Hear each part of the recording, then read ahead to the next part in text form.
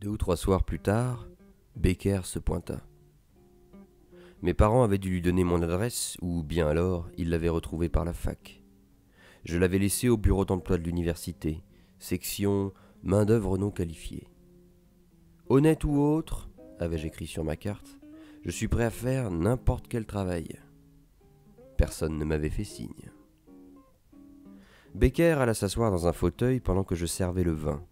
Il avait un uniforme de marine sur le dos. On dirait qu'ils ont réussi à t'aspirer chez eux, fis-je. J'avais perdu mon boulot à la Western Union. J'avais rien d'autre. Je lui tendis son verre. Ah, bon. Et moi qui me disais que t'étais un vrai patriote. Tu déconnes. Alors, pourquoi les Marines ? Écoute, j'avais entendu parler d'un camp de recrutement et je voulais voir si j'arriverais à tenir. Et tu y es arrivé. Et j'y suis arrivé. Il y a des mecs vraiment pétés là-dedans. C'est du quasi une bagarre par soir. Et personne pour arrêter ça. Les types se tueraient presque. Ça commence à me plaire. Et pourquoi tu t'engagerais pas ? Parce que j'aime pas me lever tôt. En plus, recevoir des ordres, je supporte pas. Alors, comment tu vas te débrouiller ? Je sais pas. Quand j'aurai plus de ronds, j'irai voir les clodos, c'est tout. Mais il y a de vrais fous avec eux. Des mecs bizarres, il y en a partout. Je lui versai un deuxième verre. Non, le seul ennui, reprit-il, c'est que ça ne me laisse pas beaucoup de temps pour écrire. T'as toujours envie d'être écrivain ? Bien sûr, et toi ? Ouais, lui répondis-je, mais c'est plutôt désespérant. Quoi, t'es pas assez bon ?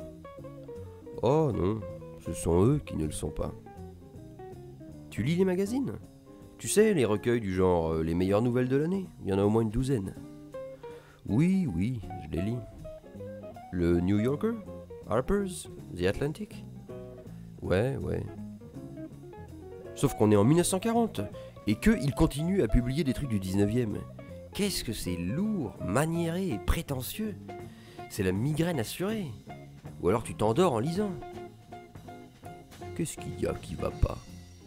Non, tout ça c'est de la blague. Des attrape-nigots, des petits jeux pour initier. On dirait qu'ils ont pas voulu de toi. Bah, je le savais bien. Ça vaut vraiment pas le coup de gaspiller des timbres pour ça. Moi, le pinard, j'en ai besoin.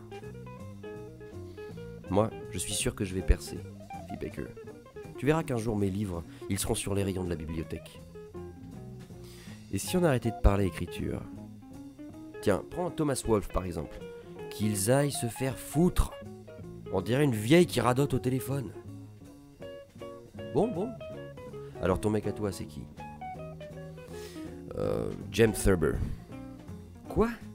Toutes ces niaiseries pour grands bourgeois ? Non, parce que lui, il sait très bien que tout le monde est fou. Oui, mais Thomas Wolfe, c'est la terre qui le... L'écriture, il n'y a que les ânes pour en parler. Quoi ? Tu me prends pour un âne, moi ? Oui. Je reversai un coup à boire. Qu'est-ce que t'es con de t'être collé un uniforme pareil sur le dos ? Tout à l'heure, j'étais un âne, et maintenant je suis un con. Et moi qui croyais qu'on était amis ? Mais on l'est ! Sauf que je pense pas que tu te protèges comme il faut. Et toi ? Chaque fois que je te vois, t'as quelque chose à boire dans la main. T'appelles ça te protéger ?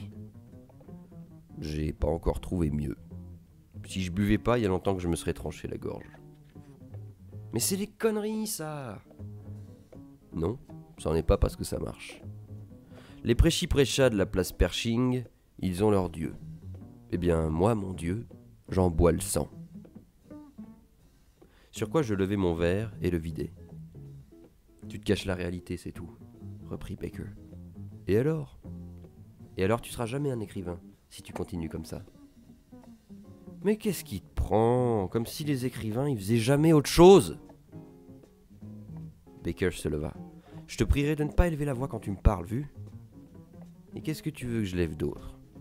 Ma queue ? Faudrait d'abord que t'en aies une ? Sans qu'il s'y attende, je lui décochai un droit qui lui atterrit derrière l'oreille. Le verre lui tomba des mains.